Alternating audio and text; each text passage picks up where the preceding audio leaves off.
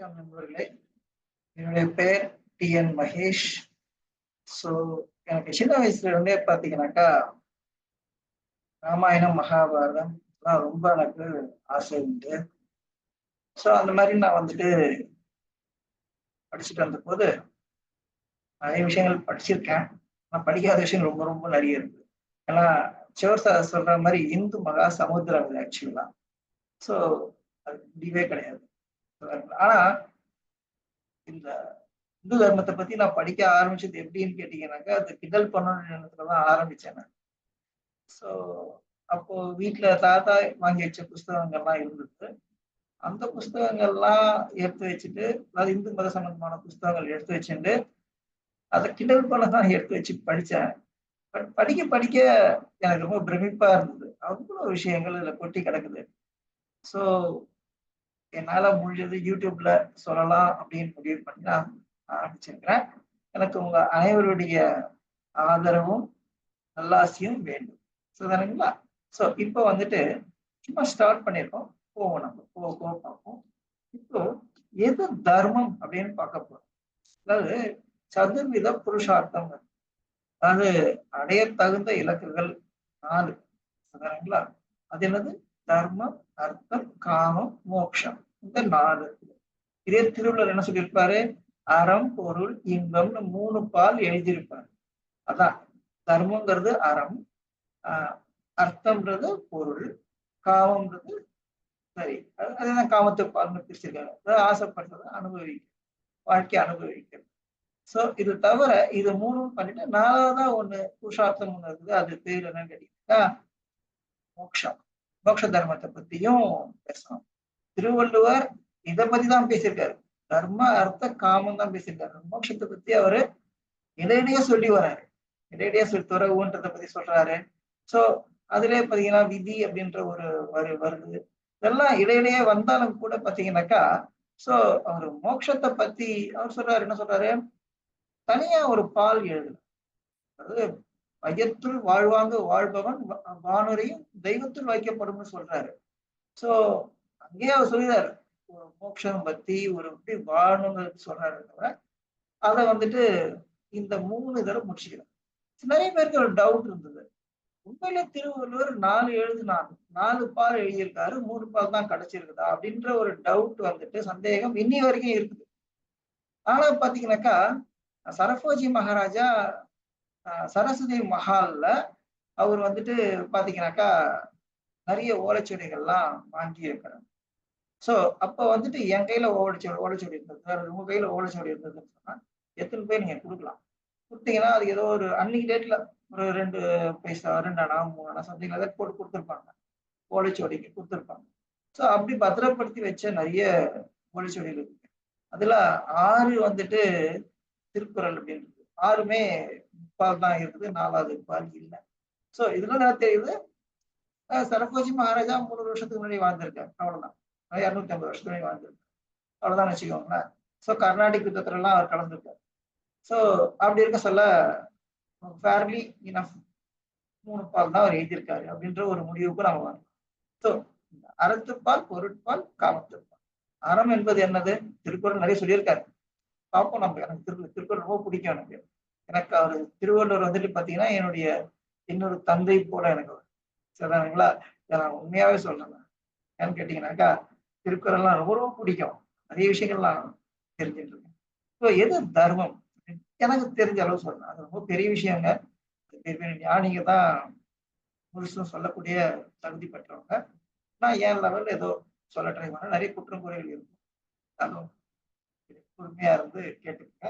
எது தர்மம்? எது தாங்குகிறதோ அது தர்மம். சரிங்களா? எது தாங்குகிறது? அது சொசைட்டியை எது தாங்குகிறது? அதுதான் தர்மம். சரி. சோ அப்படி பாத்தீங்கன்னாக்கா, சொசைட்டி எது தாங்குது? தண்ட நீதி தாங்குது. ராஜ்யம் நல்லபடியா ஆட்சி செஞ்சாக்கா தர்மம் அங்க நிலைச்சிருக்கும். தர்மம் நிலைச்சி இருந்ததுனாக்கா, படித்தவர்கள் வந்து வாணிபம் செய்யறவங்க, உடல் உழைப்பினால இருக்கிறவங்க, அனைத்து பேருக்கும் பாத்தீங்கன்னாக்கா வெல்த் டிஸ்ட்ரிபியூஷன் சரிசமமா அவங்க உழைப்புக்கு ஏற்ற அளவுக்கு கண்டிப்பா கிடைக்கும். ராஜன் ஒரு ராஜா எப்படி ஆளணும் அப்படின்றதுதான் தர்மன்றது. சோ இதுதான் எது தாங்குகிறது அது தர்மம். சோ இது எது தாங்குகிறது என்ன, இது ரொம்ப வேகா இருக்குது இந்த கொஸ்டின் அப்படின்னு பாத்தீங்கன்னாக்கா, இது விதுர நீதிக்கு போயிடலாம். சரிங்களா? சோ விதுர நீதி போயிட்டோம்னு வச்சுக்கோங்களேன். சோ அங்க பாத்தீங்கன்னாக்கா விதுர நீதி எப்போ வருது, எங்க இருக்குது? மகாபாரதத்துல. மகாபாரதத்துல பாண்டவர்கள் வனவாசம் முடிச்சிடறாங்க. அவங்க ஒரு பிராமணரை அவங்க தூதுவரை அனுப்புறாங்க. யாருக்கிட்ட? திருதராஷ்டிரன் கிட்ட அனுப்புறாங்க.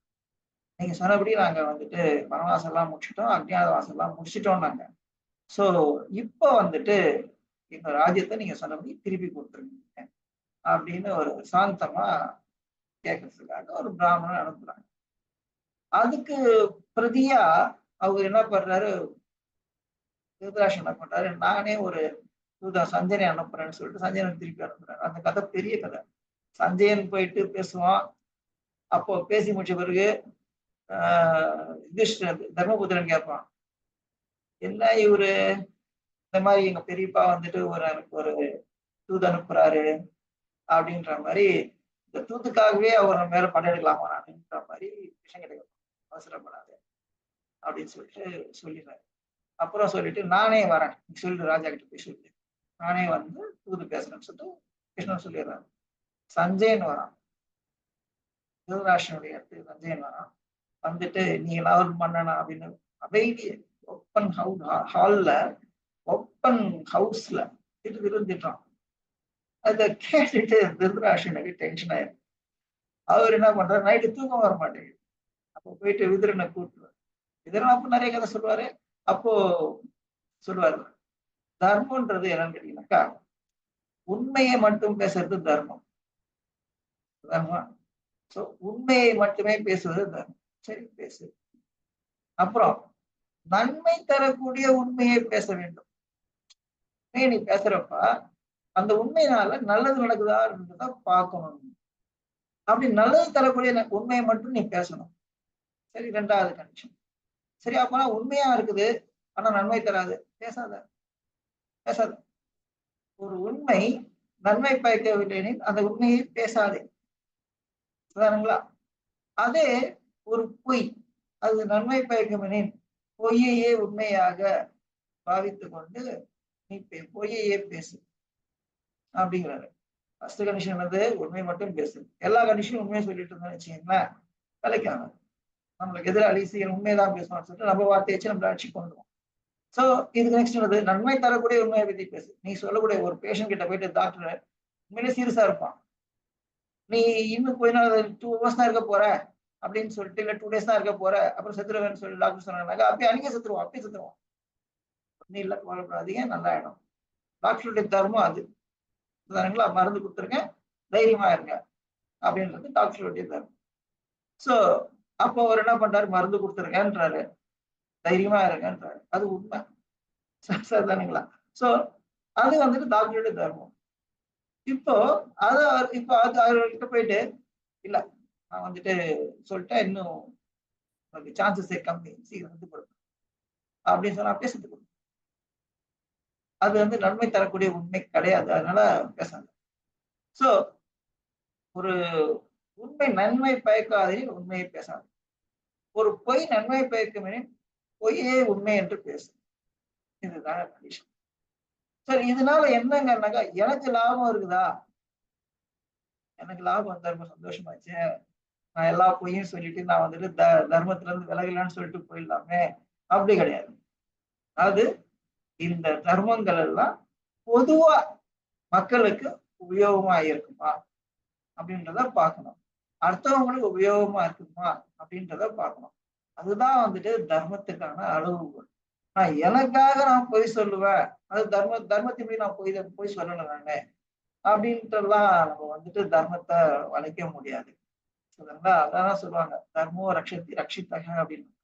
எவன் ஒருவன் தர்மத்தை காப்பாத்துகிறானோ அவனை தர்மம் காப்பாத்து, எவன் ஒருவன் தர்மத்தை அழிக்கிறானோ தர்மம் அவனை அழிக்கும் அப்படின்னு சொல்லிட்டு சொல்லுவாங்க. சோ எது தர்மம், இதை வந்து பார்த்துட்டோம். சரி, இதுக்கப்புறம் உலகத்துல தர்மம் மட்டும் இருந்தா போதுமா? ஜெயிச்சிட முடியுமா? அப்படின்னு பாத்தீங்கன்னாக்கா, தர்மம் மட்டுமே போதாது. எனக்கு வேற என்ன வேணும்? யோசிங்களேன். அடுத்த தடவை பார்ப்போம். சரிங்களா? சரி, நன்றி.